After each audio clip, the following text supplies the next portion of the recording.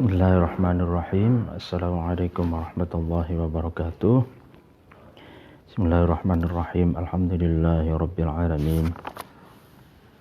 Alhamdulillahirabbil alamin wa bihi nasta'inu ala umuri dunya waddin. Wassalatu wassalamu ala asrafil anbiya'i wal mursalin. Sayyidina wa habibina wa syafi'ina Muhammadin wa ala alihi wa ashabihi wa man tabi'ahum bi ihsanin ila yaumiddin. Al-Fatihah. Amma ba'du. Pada pagi hari ini menjelang siang kita melanjutkan pengajian kitab Adabud Dunya Waddin. Mari kita membaca Al-Fatihah. Ila hadratin Nabi Mustafa Muhammad sallallahu alaihi wasallam wa ala alihi wa ashabihi wa man tabi'ahum bi ihsanin ila yaumiddin. Al-Fatihah. A'udzubillahi minasyaitonir rajim. Bismillahirrahmanirrahim. Alhamdulillahirabbil alamin arrahmanir rahim maliki yaumiddin. Iyyaka na'budu wa iyyaka nasta'in. Ihdinas siratal mustaqim. Siratal ladzina an'amta 'alaihim ghairil maghdubi 'alaihim waladdallin. Amin.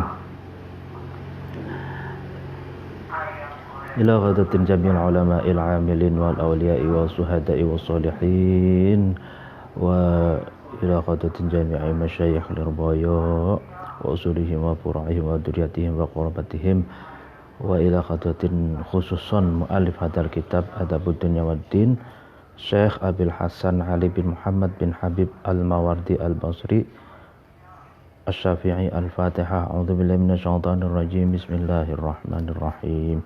Alhamdulillahirabbil alamin arrahmanir rahim maliki yaumiddin. Iyyaka na'budu wa iyyaka nasta'in. Ihdinas siratal mustaqim. Siratal ladzina an'amta 'alaihim ghairil maghdubi 'alaihim waladdallin. Amin. Bismillahirrahmanirrahim.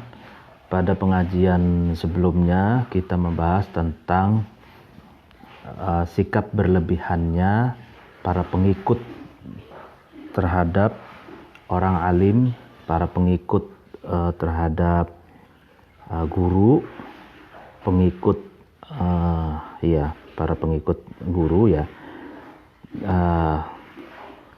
Mereka saking kekehnya gitu ya mengikuti pendapat gurunya sehingga dia keluar dari pendapat mayoritas ulama gitu. Padahal pendapat gurunya itu kan kontekstual gitu, sesuai dengan konteks dan latar belakang. Nah, pada konteks yang berbeda, misalkan banyak ulama yang berpendapat A, dia kekeh berpendapat B karena mengikuti gurunya yang dikatakan sudah lama itu. Lalu kemudian fayadu'afu, kemudian ahli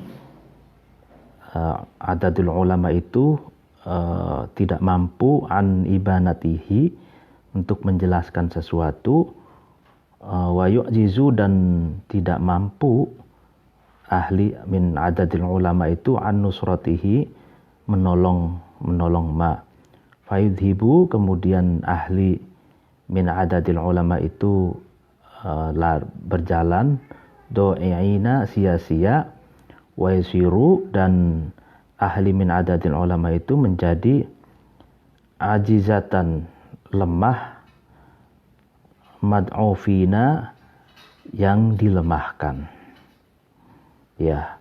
Jadi kalau sudah kekeh gitu ya, seseorang itu sudah kekeh dengan pendapatnya, maka ulama yang begitu banyak juga lemah untuk tidak mampu untuk menjelaskannya, tidak mampu untuk menolongnya, sehingga para ulama yang banyak itu pergi dengan sia-sia karena dia tidak mampu dan tidak tidak mampu untuk memberi pandangan yang baik gitu ya kepada orang yang kekeh gitu ya dengan pendapat gurunya padahal konteksnya berbeda gitu. Laqad ra'aitu, dan sungguh saya melihat min hadhihi tabaqati, dari tobako itu tingkatan ya, dari tingkatan ini, dari level komunitas ini, rojulan, melihat apa? Melihat seorang laki-laki, yunadiru, yang bantah-bantahan, yang berdebat, fi majlisi haflin, di majlis perkumpulan manusia. Ya, haflin itu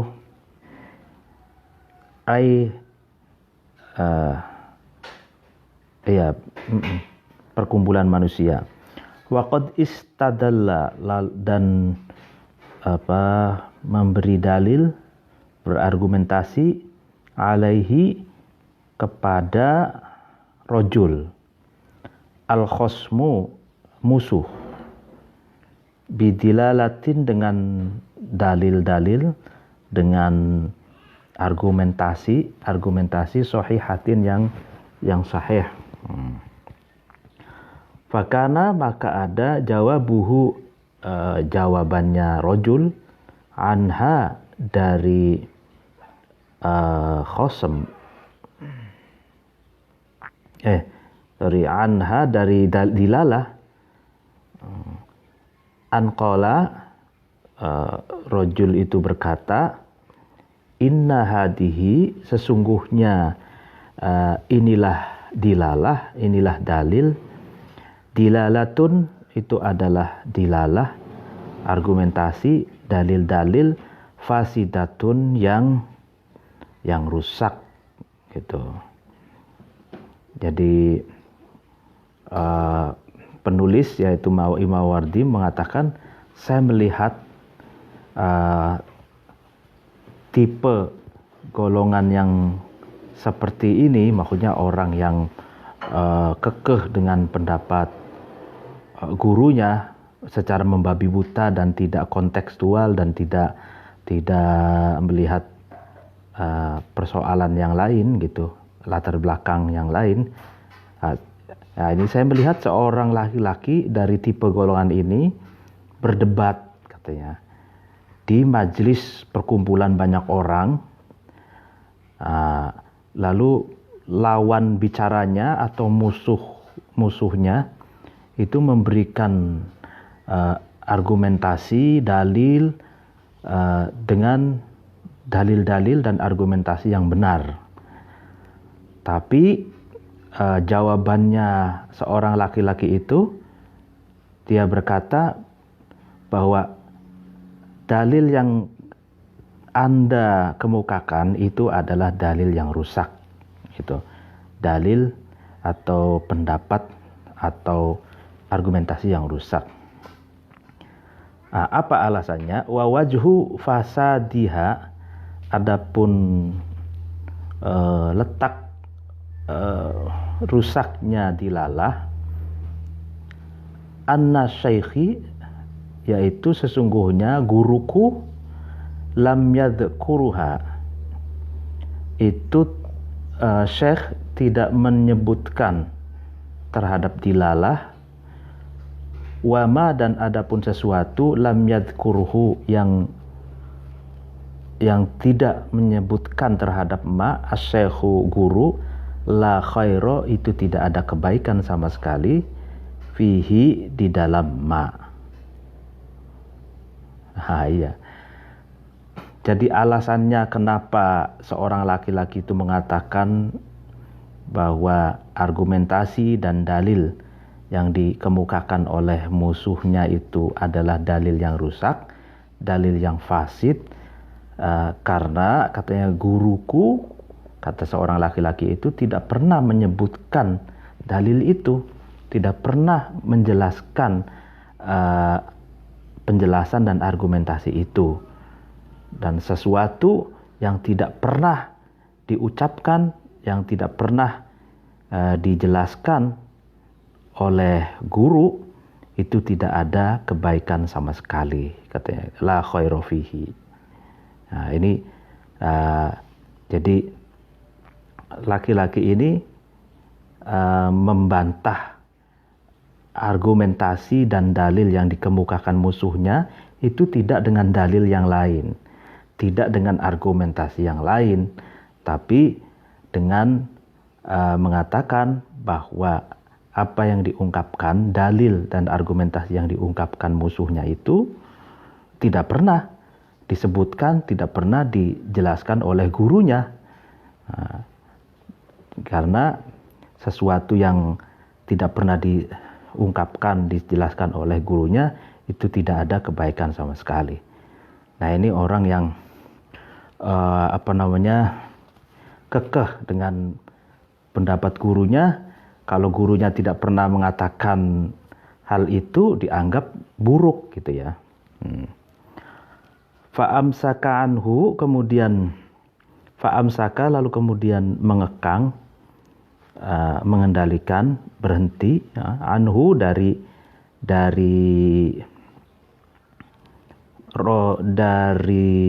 rojul al-mustadillu, orang yang memberikan dalil ta'ajuban karena takjub.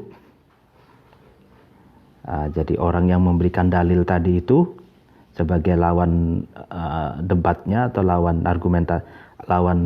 dialognya itu ya menahan diri karena takjub gitu, geleng-geleng kepala, kok begitu gitu, kata gitu. Argumentasi kok tidak dilawan dengan argumentasi gitu. Dalil tidak dilawan dengan dalil, tapi dilawannya dengan bahwa itu tidak pernah diucapkan oleh guruku. Nah itu, ini menjadi takjub gitu, menjadi aneh gitu ya bagi orang yang memberikan argumentasi itu. Wali anna syekhahu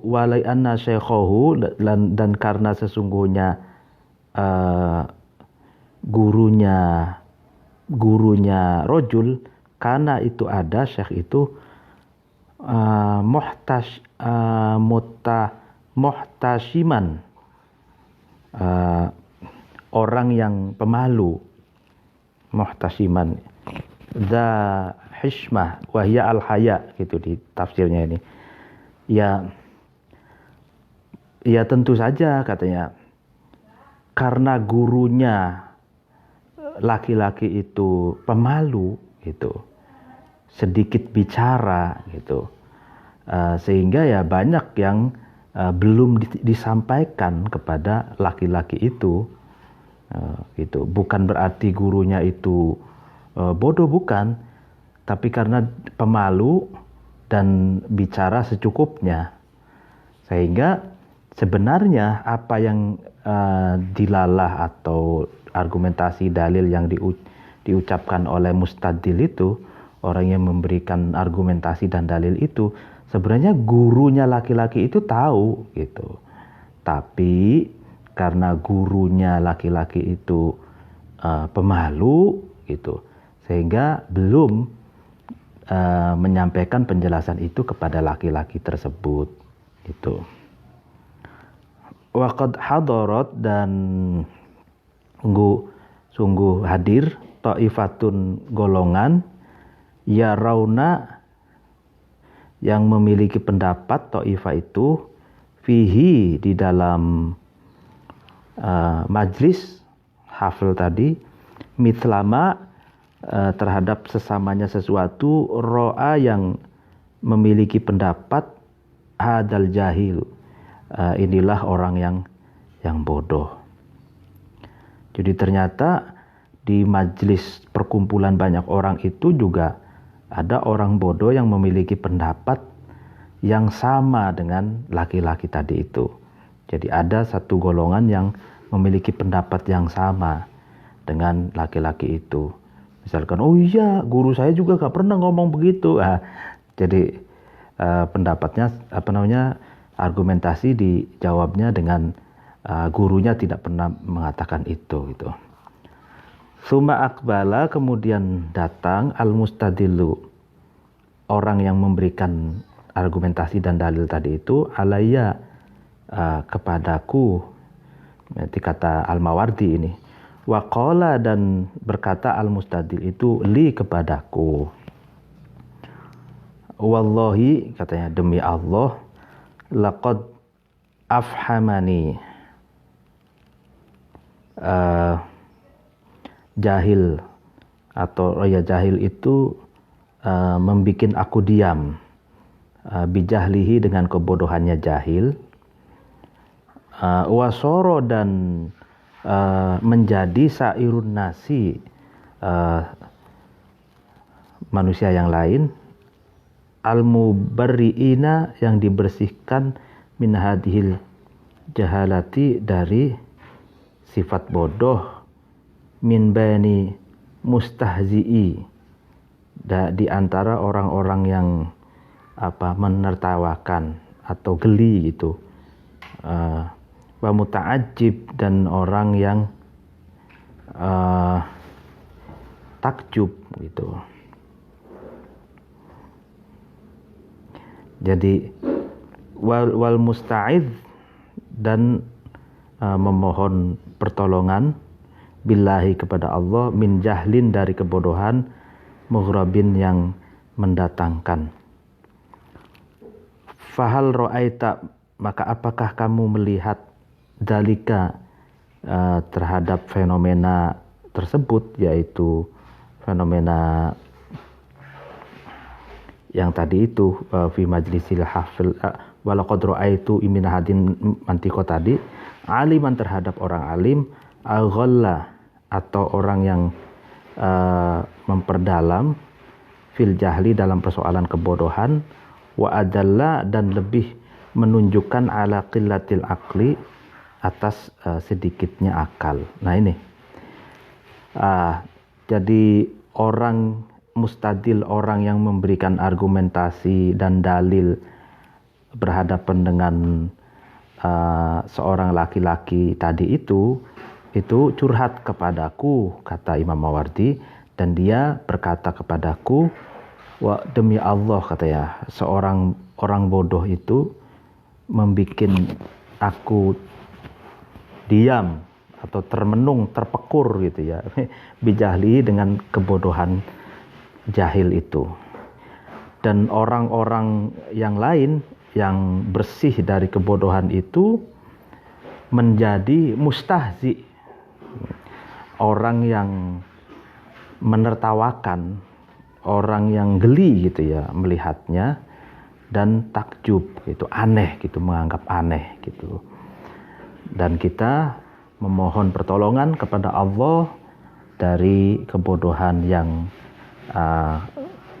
suatu kapan saatnya akan datang gitu ya. Nah ini, jadi kisah ini ternyata adalah kisah nyata yang ya semacam catatan etnografi gitu ya. Ada orang yang punya pengalaman berdebat, lalu kemudian diceritakan kepada Imam Al-Mawardi, dan Imam Al-Mawardi mencatatkan dalam kitabnya ini. Menarik sekali, ini empirik sekali gitu. Nah, ini kan kaitannya dengan seorang yang kekeh dengan pendapatnya gurunya, itu berhadapan dengan orang yang memiliki argumentasi dan dalil yang kuat gitu. Nah, sementara apa yang disampaikan gurunya itu kan tidak semua ilmu yang dia miliki disampaikan gitu. Nah, sehingga keterbatasan apa yang disampaikan oleh gurunya kepada seorang laki-laki itu dia anggap bahwa apa yang tidak disampaikan oleh gurunya itu adalah buruk, fasid, tidak ada kebaikan sama sekali gitu. Padahal bukan karena fasid atau tidak ada kebaikan, tapi karena memang gurunya belum menyampaikan kepadanya, karena gurunya orang yang pemalu dan sedikit berkata, maksudnya tidak suka banyak ngomong gitu ya. Nah, ini kalau dalam konteks sekarang ini, soal ini kan taklid ya, soal mendengarkan guru. Ini kalau saya melihat ada dua golongan ya, yang saya melihat berbeda soal mengikuti guru. Yang pertama, kalau golongan yang berbasis teks klasiknya kuat, satu golongan. Yang kedua, golongan yang tidak mau belajar kitab klasik atau tidak mau belajar kitab kuning. Mereka jargonnya itu kembali ke Al-Quran dan hadis, rujuk ilal Quran wal hadis. Nah cara mengikutinya itu berbeda kalau saya melihat. Kalau kalangan yang getol dengan kitab kuning, dia mengikuti gurunya, tapi dia juga mengkaji gitu secara langsung khazanah klasik, sehingga di sana menemukan banyak sekali keragaman pendapat gitu di dalam kitab klasik itu. Lalu di sana ada logika istidlalnya, istimbatnya gitu ya kan. Nah, dipelajari sehingga ada satu pergolakan pemikiran gitu, karena berinteraksi dengan khazanah klasik gitu ya. Jadi apa yang dikatakan guru itu diverifikasi diklarifikasi dan dicari pembenarannya di dalam kitab klasik gitu ya, dan sehingga semakin luas. Tapi kalau cara mengikutnya, mengikut komunitas yang jargonnya kembali ke Quran hadis dan menihilkan pentingnya kitab kuning atau khazanah klasik, itu biasanya kan guru ngomong apa, mengutip Quran hadis secara sekilas saja, lalu diterima begitu saja oleh pengikutnya itu, tanpa ada upaya pendalaman lagi melalui referensi-referensi yang lain. Nah itu berbeda gitu. Jadi dua komunitas ini cara taklidnya berbeda. Nah, yang bahayanya itu kalau kalangan yang mengikut pendapat gurunya tapi tidak punya kapasitas membaca referensi yang lain, gurunya mengutip Quran hadis sepintas lalu gitu kan, banyak hal yang belum diucapkan, banyak hal yang belum dijelaskan, lalu keterbatasan apa yang diucapkannya itu dipegang secara kekeh gitu, secara membabi buta menghadapi berbagai argumentasi. Orang yang memberikan argumentasi yang baik itu dimentahkan hanya dengan mengatakan itu tidak pernah dikatakan guruku gitu. Nah ini, wa idza kana, dan ketika ada al-muta'allimu, murid atau santri, mu'tadilur ra'yi, itu stabil pendapatnya, makanya moderat ya pendapatnya, fiman, di dalam seseorang ya'khudu, yang mengambil, muta'alim itu anhu dari man, mutawassitol i'tiqadi, dan bersikap tengah-tengah dalam meyakini, fiman, di dalam seseorang, ya ta'allamu, yang mengajarkan yang belajar muta'allim itu minhu dari man, hatta la yahmilahu, sehingga tidak membebani terhadap muta'allim al-i'natu, berat beban yang berat gitu, ala i'tiradil mubakkitina, atas perlawanan terhadap orang-orang yang mengalahkannya dengan hujjah gitu. Wala yab'atsuhu, dan tidak membangkitkan, ya, tidak mengajak atau mengikuti terhadap muta'allim al-ghuluw, sifat melebihi batas, ala taslimil muqallidina, atas sikap pasrahnya taslim itu, percaya 100% gitu taslim itu, orang-orang yang muqallid, orang-orang yang taklid. Bari'a, maka bebas, al-muta'allimu, orang-orang yang al-muta'allimu, murid, minal muddamataini, dari dua kehinaan, wasalima, dan selamat, al-alimu, orang alim, minal jihataini, dari dua arah atau dua poin, ya. Nah, ini perlu dijelaskan. Jadi kalau yang di atas itu kan persoalan murid yang ekstrim, kekeh gitu ya, sangat kuat gitu, memegang teguh apa yang dikatakan gurunya. Kalau apa yang tidak pernah dikatakan gurunya, dia tolak, itu kekeh begitu. Nah, kasus yang kedua ini, murid yang fleksibel, yang stabil kejiwaannya, dan pendapatnya juga moderat dalam menyikapi apa yang diambil, apa yang dalam menyikapi gurunya gitu ya, dan apa yang dikatakan oleh gurunya gitu ya. Dia mutawasitot li'i'tiqad, jadi moderat saja.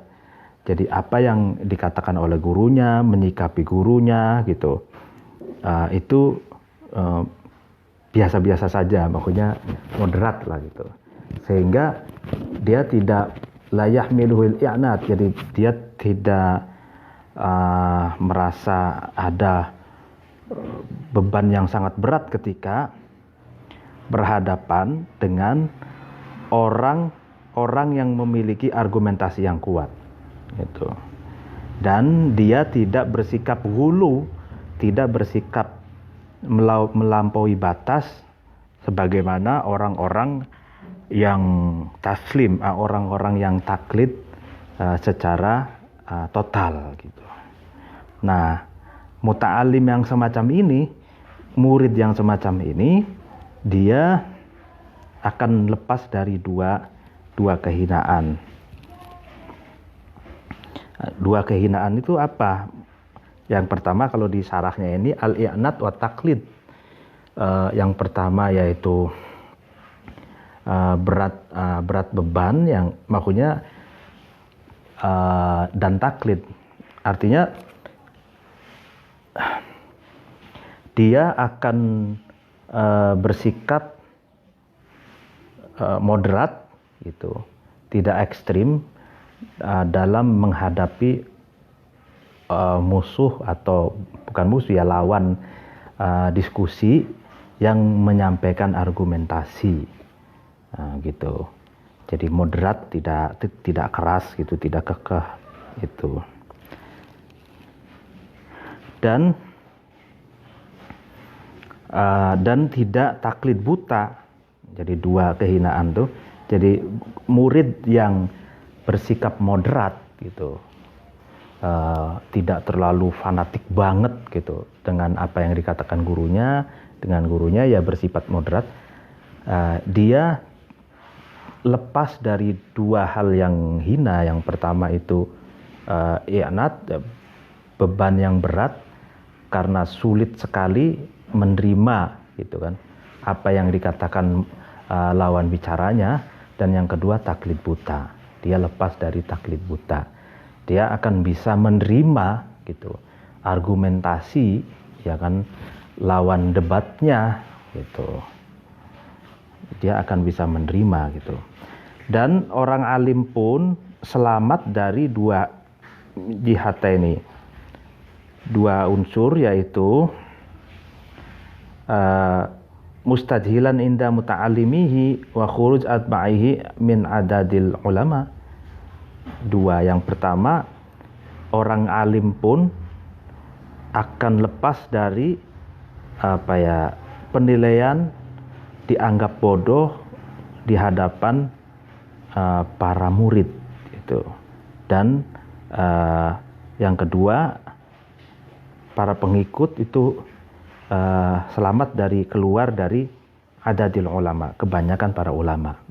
Ya artinya gini, misalkan murid, ya, tingkatannya murid itu berhadapan dengan alim, tapi bukan gurunya, itu.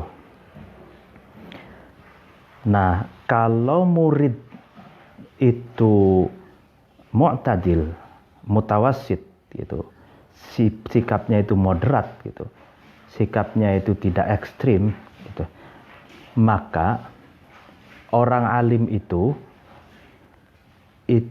lepas dari penilaian pejoratif, penilaian negatif dari orang-orang yang tingkatannya masih murid. Tidak dianggap bodoh gitu. Ya karena memang tingkatannya murid itu karena dia tidak atau belum sampai pada pengetahuan yang disampaikan oleh orang alim itu gitu. Walaisa, dan tidak ada katrotus su'ali, banyaknya bertanya, fiman, di dalam sesuatu, iltabasa, ultubisa, yang samar gitu, i'natan, sulit gitu, wala qabuluma, dan tidak menerima sesuatu, sahha, yang sah, yang benar, fin nafsi, dalam hati, taklidan, menjadi namanya taklid atau mengikut. Jadi banyak bertanya tentang sesuatu yang rumit itu bukanlah beban itu. Dan tidak menerima sesuatu yang benar di dalam hati itu tidak dinamakan taklid. Artinya gini, banyak bertanya tentang sesuatu yang sulit gitu, sesuatu yang tidak dipahami, itu jangan dianggap beban gitu. Dan tidak menerima ya sesuatu yang benar di dalam hati itu juga tidak termasuk taklid. Maksudnya gini, muta'alim, orang yang levelnya itu murid gitu, berhadapan dengan alim yang bukan gurunya gitu, ya kan? Alim itu, seorang alim itu menjelaskan berbagai hal. Nah ini orang ini kalau kekeh gitu, keras dalam memegang teguh pendapat gurunya, maka dia akan menolak mentah-mentah, ya kan? Sedangkan kalau orang yang mutawassit, yang moderat gitu, dia bisa menerima, padahal katanya tidak menerima sesuatu yang benar itu bukan berarti itu taklid. Maksudnya sesuatu yang benar diterima gitu, itu tidak menggugurkan taklidnya gitu, karena dia apa yang dikatakan oleh orang alim yang bukan gurunya itu boleh jadi ya sebenarnya benar, hanya saja gurunya itu belum menjelaskan hal itu gitu. Wa qad ruwiya, dan dikatakan anin nabi, dari Nabi sallallahu alaihi wasallam, annahu, sesungguhnya Nabi qala itu berkata, Nabi berkata, al ilmu, adapun ilmu, khazainun, itu gedong atau hall atau gudang. Ilmu itu gudang. Wa mafatihuhu, adapun kunci-kuncinya ilmu, as-su'alu, adalah bertanya. Jadi ilmu itu ibarat gudang, gitu kan? Kuncinya adalah pertanyaan, gitu. Jadi jangan menganggap, tadi dikatakan kathratus su'al, banyak bertanya tentang berbagai hal yang sulit, itu jangan dianggap itu beban. Gitu. Makanya Rasulullah mengatakan pertanyaan itu adalah kunci. Gitu.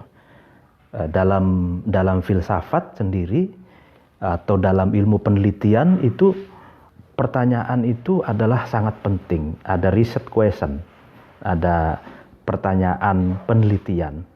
Gitu. Kalau research questionnya atau pertanyaan penelitiannya itu bagus, maka hasil penelitiannya bagus. Rigid research questionnya mendalam, hasil yang akan didapatkan, data, wawancara, etik, emik, dan berbagai persoalan di lapangan itu bisa digali secara maksimal dengan riset question itu, dengan pertanyaan penelitian. Rasulullah jauh-jauh hari sudah mengatakan itu, bahwa kunci ilmu pengetahuan adalah bertanya, pertanyaan. Nah, dalam filsafat juga begitu, ya kan? Ilmu itu ada setelah pertanyaan, gitu. Ilmu itu adalah jawaban dari pertanyaan, gitu. Penelitian juga begitu, dari jawaban dari pertanyaan penelitian, kan begitu. Fas'alu, maka bertanyalah kalian semua. Rahimakumullah, rahimakum, semoga memberi kasih sayang, rahmat kepada kamu sekalian. Allahu Allah.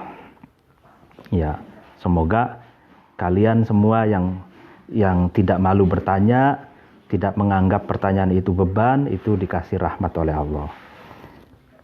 Fa innama yuakhiru, maka sesungguhnya diganjar, diberi pahala.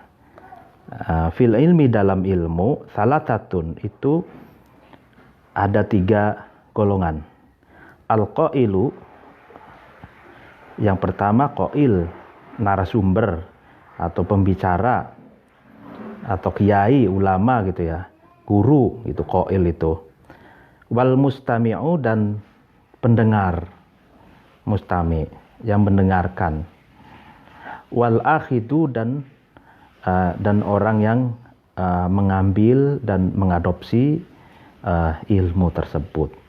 Jadi ada 3 pihaknya yang dalam ilmu itu akan mendapatkan pahala. Qail, yang narasumber, pembicara, kiai, ulama gitu, yang mengampu gitu, mengampu kitab gitu, atau ya guru, apalah semuanya, qail. Dan yang kedua mustami,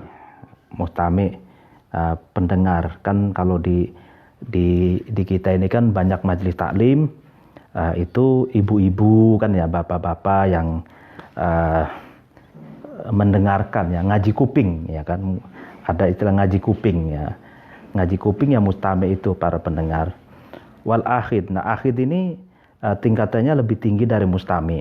Jadi dia tidak hanya mendengarkan, tapi juga mengambil, lalu menyimak, lebih jauh lagi memahami, tasawur, mendeskripsikan, lalu idrakul haqiqah, lalu kemudian mengembangkan tabadulin nusus, intertek dan lain sebagainya, al-akhid itu.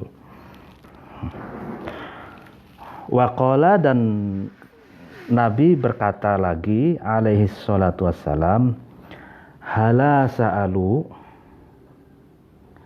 apakah kalian semua tidak bertanya, katanya, idza lam ya'lamu, ketika kalian semua tidak mengetahuinya.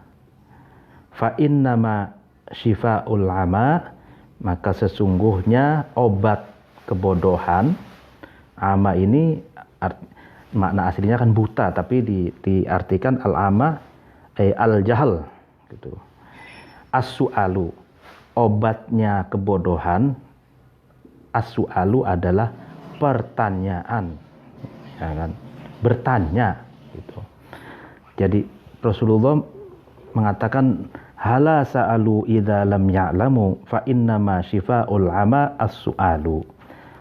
Apakah kalian tidak mau bertanya ketika kalian tidak tahu? Maka ketahuilah sesungguhnya obatnya kebodohan itu adalah pertanyaan gitu. Makanya ada malu bertanya, sesat di jalan, kan gitu ya. Ada jargonnya begitu. Nah, ini Rasulullah sangat luar biasa sekali menganjurkan untuk bertanya, karena bertanya itu adalah resep atau obat, ya, obat paling mujarab untuk menghilangkan kebodohan. Fa'amaro, kemudian Rasulullah itu memerintah bisu'ali, dengan bertanya, walhassa, dan Rasulullah itu menganjurkan alaihi, terhadap pertanyaan. Tapi wanaha, dan Rasulullah melarang akhorina, terhadap orang-orang lain, dalam konteks yang lain ini, anis su'ali, dari bertanya. Wazajaro, dan Nabi mencegah anhu, dari bertanya. Nah, dalam konteks yang lain Rasulullah juga melarang orang untuk bertanya, tapi dalam konteks yang nanti kita jelaskan. Faqala, kemudian Rasulullah berkata sallallahu alaihi wasallam, anhakum, saya mencegah kalian semua, anqila, dari dikatakan waqala dan berkata. Qila waqala itu maksudnya pertengkaran mulut gitu. Jadi saya mencegah kalian untuk cekcok gitu ya. Wa katroti su'ali, dan banyak bertanya. Wa idha'atil mali, dan menyia-nyiakan harta. Ya kan. Jadi Rasulullah mencegah banyaknya cekcok dan banyak bertanya dan menyia-nyiakan harta. Waqala, dan Rasulullah berkata alaihi salatu wassalam, iyyakum, takutlah kalian semua, wakat trotat su'ali, terhadap memperbanyak bertanya. Fa inna mahalaka, karena rusak, sesungguhnya rusak, man, seseorang, qablakum, sebelum kalian semua, bikatroti su'ali, dengan sebab banyaknya bertanya. Nah, ini maksud dari Rasulullah melarang banyak bertanya itu apa? Itu. Nah, ini kalau di dalam sarahnya itu as-su'al an ahwalin nas, bertanya tentang keadaan seseorang, nanti tergelincir pada ghibah gitu. Ghibah itu ngerasani gitu, membicarakan hal-hal yang negatif tentang orang lain. Bertanya, terus bertanya, gimana dia itu kok jelek sekali gitu. Nah itu bertanya untuk ghibah. ngerasani orang lain, itu yang nggak boleh. Yang pertama amma la ya'ni, bertanya sesuatu yang tidak ada manfaatnya, tidak ada faedahnya. Atau yang ketiga yang tidak boleh di Rasulullah melarang bertanya itu anil masail al ilmiyati imtihanan wa tafakhuran wa ta'aduman. Bertanya sesuatu yang ilmiah tapi tujuannya ngetes gitu, padahal dia sudah tahu, lalu tanya ini siapa, itu ngetes ya, imtihan. Jadi lalu kemudian ingin menjatuhkan tujuannya, dan bukan untuk saling sharing gitu. Itu tidak, yang konteks Rasulullah banyak bertanya dilarang itu. Dan pertanyaan yang merusak ya, seperti banyak ya di Al-Quran itu kisahnya Bani Israel yang bertanya tentang, setelah dijawab bertanya lagi gitu ya, terus nerecel ya, yang sehingga itu tujuannya adalah merusak gitu ya. Nah, walaysa hada, dan tidak ada hadis yang iyakum wa qatatu soal itu mukhalifan, itu berbeda lil awali terhadap hadis yang pertama. Artinya hadis yang Rasulullah itu melarang banyak bertanya itu tidak bertentangan dengan hadis Rasulullah yang jadi gini, hadis Rasulullah yang melarang banyak bertanya itu tidak bertentangan dengan hadis Rasulullah yang menganjurkan untuk banyak bertanya. Jadi kalau yang pertama itu kan Rasulullah menganjurkan banyak bertanya, dan yang kedua ini Rasulullah melarang untuk banyak bertanya. Nah, ini konteksnya berbeda gitu. Tidak ada perbedaan di sini, tidak kontradiktif lah gitu. Fa inna ma amaro, nah ini penjelasannya, Rasulullah itu memerintahkan bisuali itu untuk bertanya, man terhadap seseorang, qasoda yang bertujuan, bihi dengan soal, ilmama terhadap mengetahui sesuatu, jahila yang man itu bodoh gitu. Jadi Rasulullah itu memerintahkan untuk bertanya terhadap seseorang yang bertujuan untuk mengetahui sesuatu yang dia belum ketahui gitu, belum tahu. Ya, tujuannya seseorang yang belum tahu agar tahu gitu ya. Makanya bertanya. Wanaha, dan Rasulullah itu mencegah, melarang anhu dari soal, man terhadap seseorang, qasoda yang bertujuan, bihi dengan soal, aina tama terhadap memberatkan sesuatu, sumi'a yang didengarnya.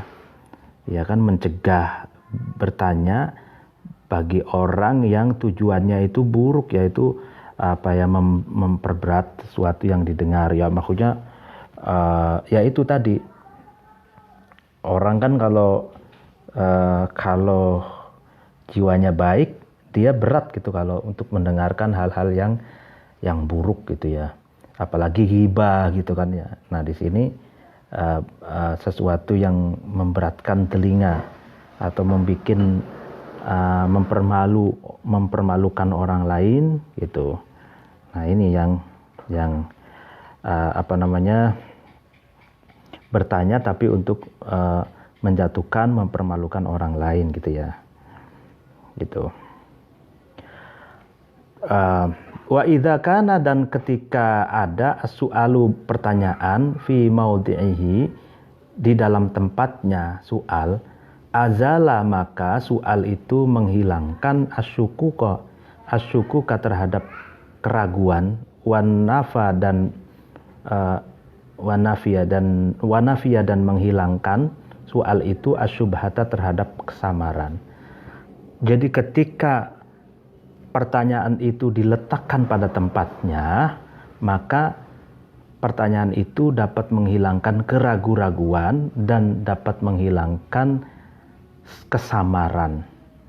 Jadi yang tadinya ragu menjadi yakin, yang tadinya samar menjadi jelas. Itulah fungsi pertanyaan ketika pertanyaan diletakkan pada tempatnya. Ya, jadi yaitu wad'u syai' li mahalihi, meletakkan sesuatu pada tempatnya. Begitu juga pertanyaan itu juga harus diletakkan pada tempatnya. Wa qad qila, dan dikatakan li Ibni Abbas, bagi Ibnu Abbas radhiyallahu anhuma, bima, dengan apa gitu, nilta, kamu memperoleh hadal ilma, terhadap ilmu ini, ya dengan apa kamu memperoleh ilmu gitu, meraih ilmu. Qala, jawab Ibnu Abbas, menjawab, itu kan Ibnu Abbas itu ditanya, waqad qila, ditanya oleh Ibnu Abbas. Ibnu Abbas ditanya, dengan apa kamu mendapatkan ilmu ini? Qala, Ibnu Abbas menjawab, bilisanin, dengan lisan, saulin, yang banyak bertanya gitu, dengan lisan, dengan lidah yang banyak bertanya gitu. Wa qalbin, dan hati, akulin, yang banyak berangan-angan, yang banyak bernalar gitu ya. Nah, ini menarik sekali. Ibnu Abbas memberikan kunci dengan apa meraih ilmu itu, dengan dua hal. Yang pertama, lisanin saul, banyak bertanya, lidah yang banyak bertanya, karena orang bertanya itu tandanya paham gitu kan. Kalau tidak bertanya ya tidak paham, ya apa yang mau ditanya, orang tidak paham kan. Nah, tapi pertanyaan yang ingin menaikkan pemahamannya gitu, dari pemahaman yang satu menjadi pemahaman yang dua, tiga gitu.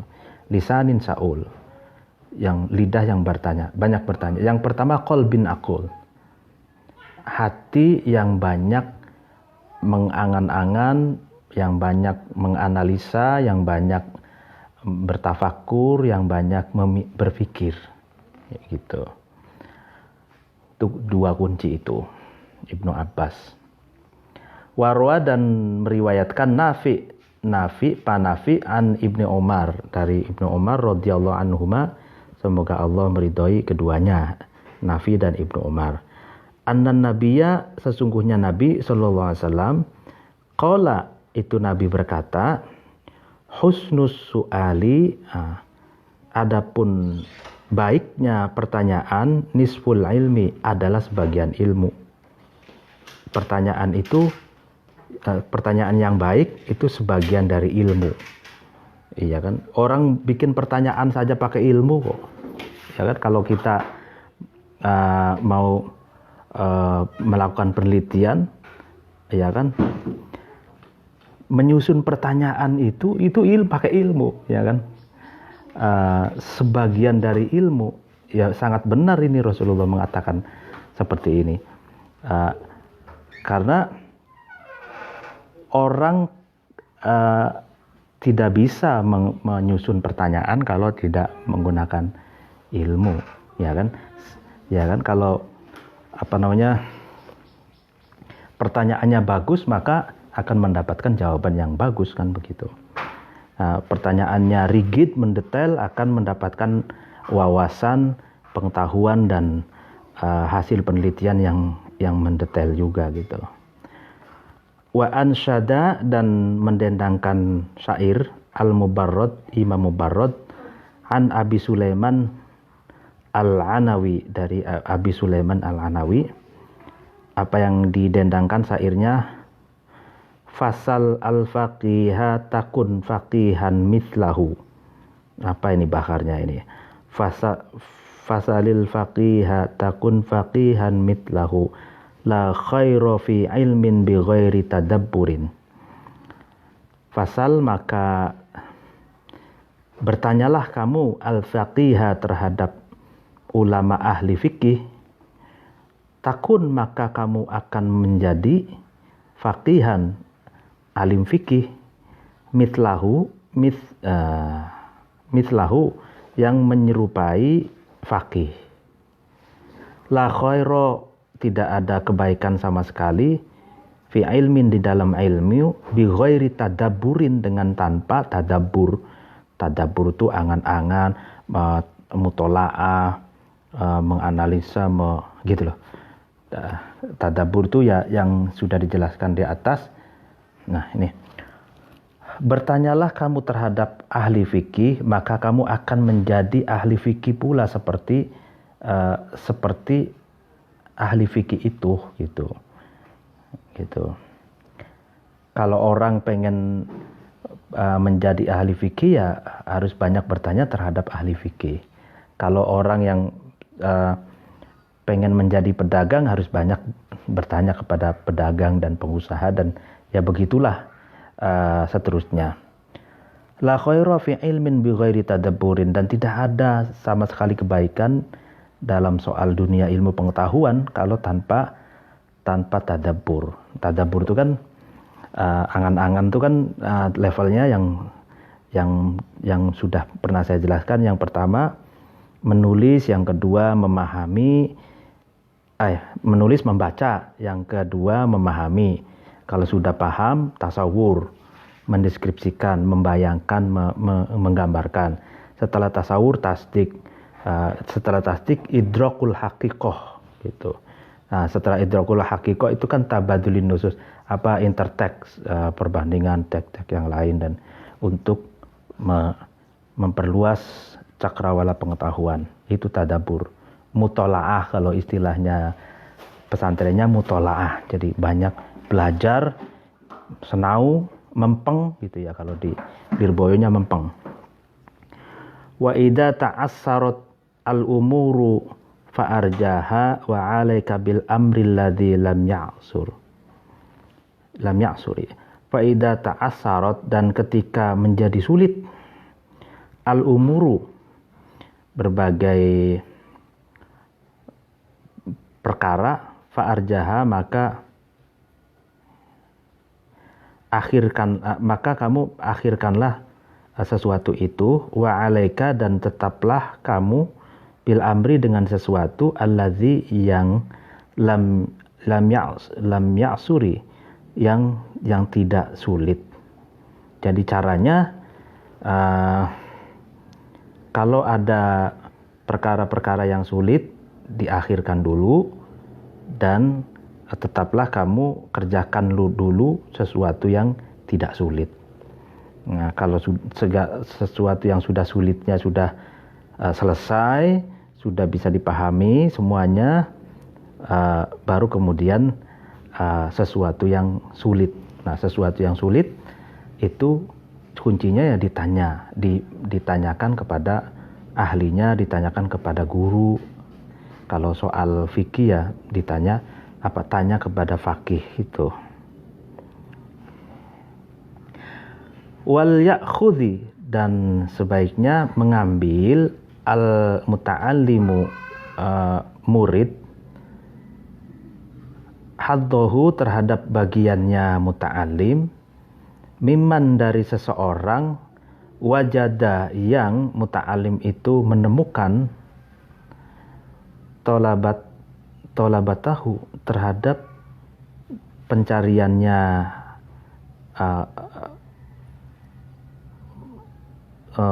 had indahu, di sisinya, man, min nabihid, dari orang yang kondang atau orang yang terkenal. Nabihin itu wa khamilin, dan orang yang tidak terkenal.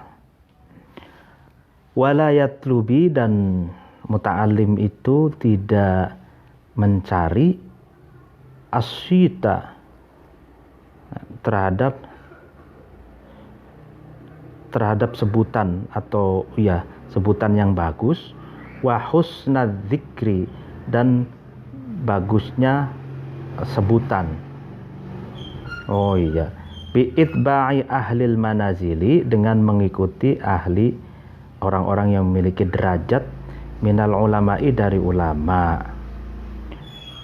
Wa idza kana, dan ketika ada an-naf'u, manfaat, bi ghairihim, dengan selainnya ahlil manazil, a'ammu, itu lebih umum.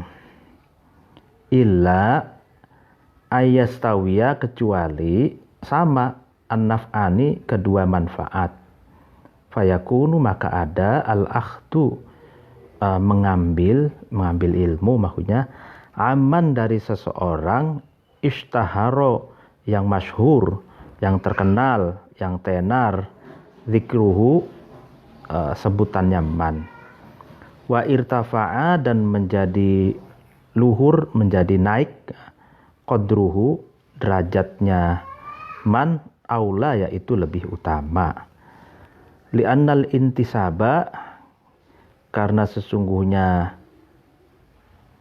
intisab, maksudnya pengklaimer ya, pengklaiman, intisab ilaihi, kepada man,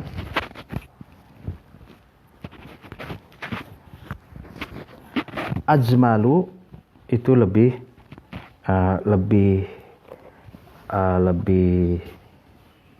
indah gitu. Wal akhdu, adapun mengambil ilmu, anhu, dari man, asharu, itu lebih masyhur. Nah ini gini, jadi seorang murid itu kan mengambil bagian, maksudnya mengambil ilmu, mencari ilmu itu dari seseorang yang dia bisa mendapatkan ilmu tersebut, gitu kan. Orang yang dimaksud, maksudnya guru, itu ada kalanya nabihin, ada kalanya guru itu terkenal, tenar, gitu kan. Dan ada kalanya guru itu orang yang tidak terkenal, gitu. Tapi katanya, seorang murid itu jangan mencari asyid wa husnadzikr, gitu. Jangan mencari mencari kalau di sini kan mencari apresiasi yang bagus, tapi sifatnya itu negatif ya. Kalau bahasa Cirebonnya itu ongrongan ya. Jangan mencari sikap dielu-elukan lah, asyid itu sebutan yang bagus, husnudzikir, sebutan yang baik, itu maksudnya jangan mencari dielu-elukan, maksudnya wah saya ini kalau berguru kepada orang yang terkenal, saya akan dielu-elukan gitu. Keren nih, nah, itu jangan mencari itu, gitu katanya. Tapi antara orang yang terkenal dan guru yang tidak terkenal itu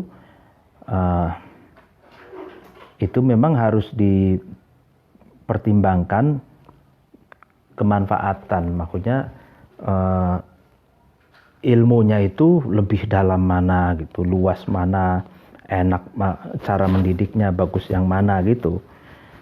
Nah, kalau ternyata yastawi naf'ani, kalau ternyata sama-sama gitu ya, sama-sama bagus, ya maka falyakun al-akhdu aman ishtaharu dzikru gitu.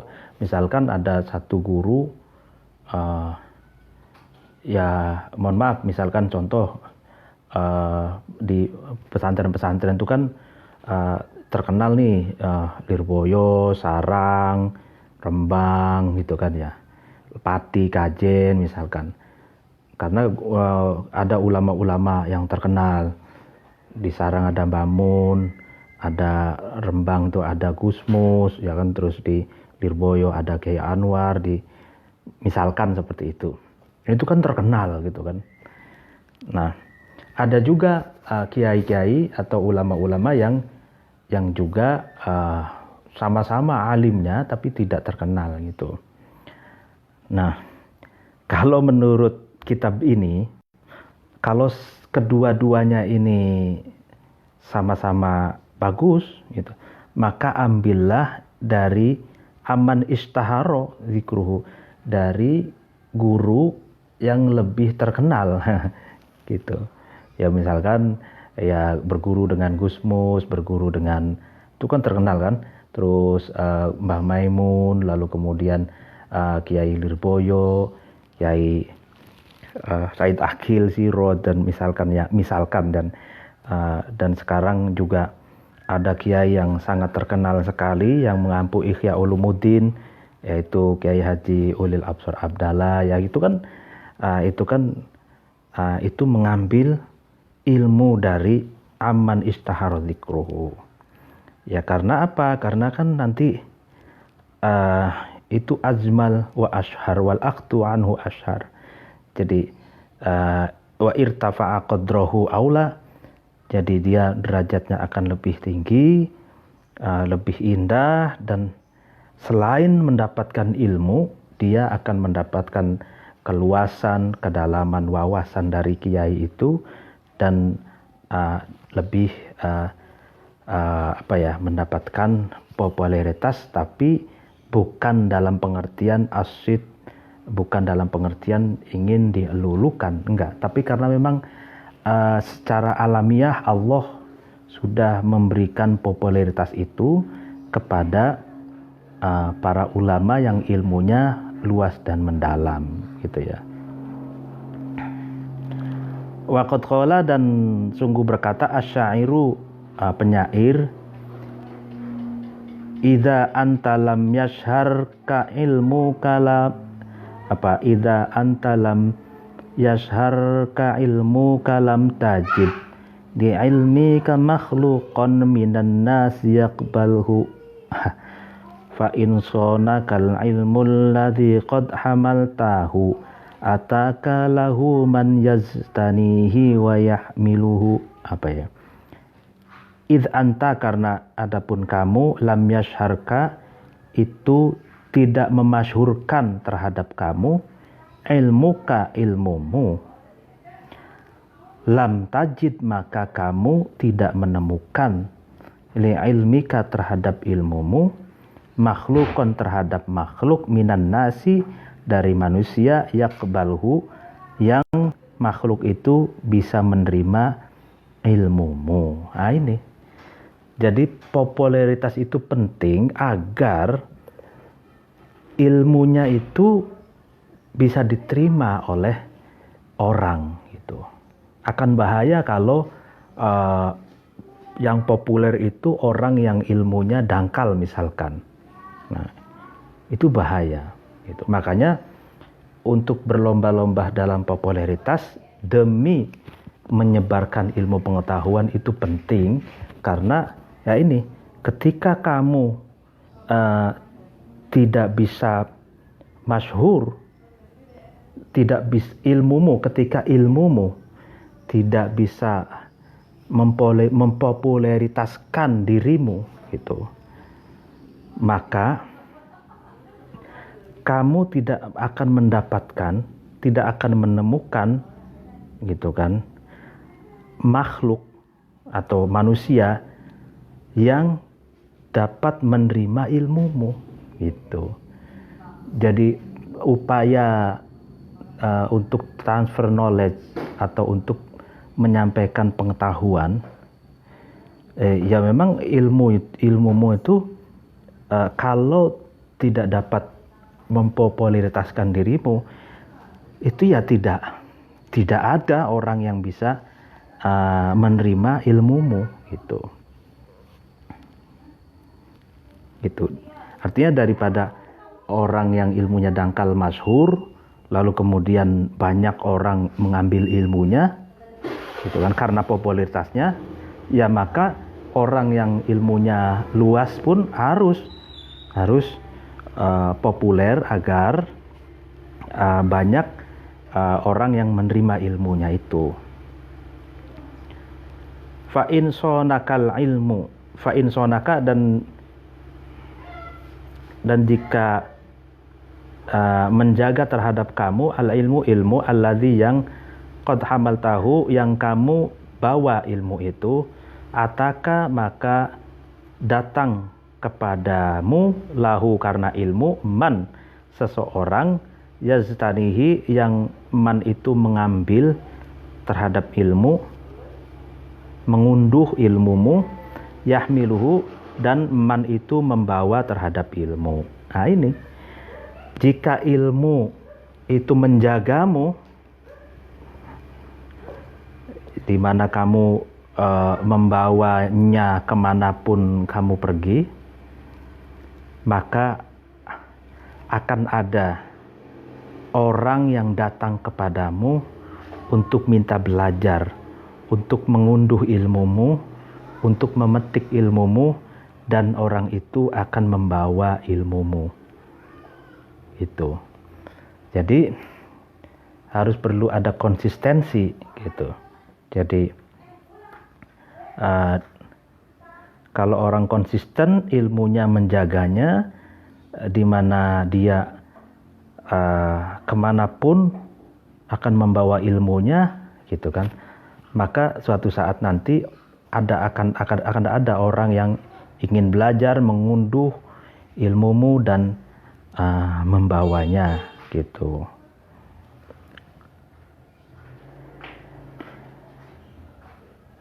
Wa idza qaruba, ketika dekat minka dari kamu al ilmu fala tatlub, maka janganlah kamu cari ma terhadap sesuatu ba'uda yang jauh. Wa idza sahula, dan ketika sahula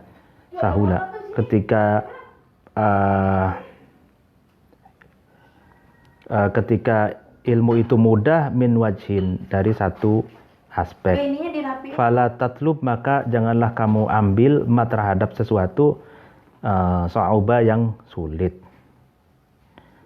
Jadi ketika ada ilmu yang dekat darimu, maka janganlah kamu cari sesuatu yang jauh. Ketika mudah, maka janganlah cari yang sulit gitu. Sini kamu makan dulu. Wa idza hamidta, dan ketika kamu memuji man terhadap seorang, khobar tahu, yang kamu memberi kabar terhadap orang itu, fala tatlub, maka kamu jangan mencari man terhadap seorang lam tukhbiruhu, yang tidak mau kamu memberi ilmu terhadap man. Ya, jadi gini. Ini maksudnya gitu, faida. Jadi ketika kamu memuji orang yang mau belajar terhadapmu, ya kamu nggak usah repot-repot mencari orang yang mau belajar terhadap kamu. Jadi pasti kalau ilmumu mendalam dan bagus, maka suatu saat nanti akan ada sendiri orang yang mencarimu. Fa innal udula, maka sesungguhnya berpindah anil qoribi, dari ilmu yang dekat, ilal ba'idi, dari ilmu yang jauh, anaun itu susah, repot. Watarkul ashali, adapun meninggalkan sesuatu yang lebih mudah, bil as'abi, demi untuk melakukan sesuatu yang lebih sulit, itu balaun, itu belai. Itu meninggalkan sesuatu yang lebih mudah untuk mencari yang lebih sulit, itu balaun, itu bahaya ya, cobaan.